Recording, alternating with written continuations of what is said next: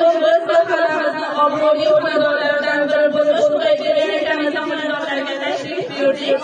Nazira onajonimizni safarda yonlaridan muborakbod etishlik uchun. Marhamat, Nazira onajonimizni davramizning to'riga taklif qilaman. Mening aziz umidvorim, ko'zimning nuri onamdir. Suyanganim dil xumorim, ko'zimning nuri onamdir. Mening aziz umidvorim, ko'zimning nuri onamdir. Suyanganim dil xumorim, ko'zimning nuri onamdir.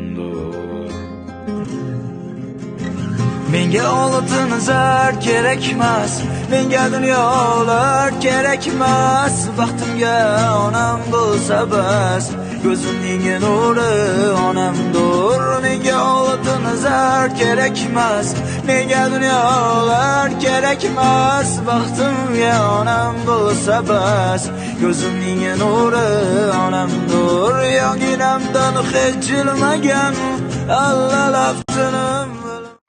Xudodan diledim içtin elimle, yazık anam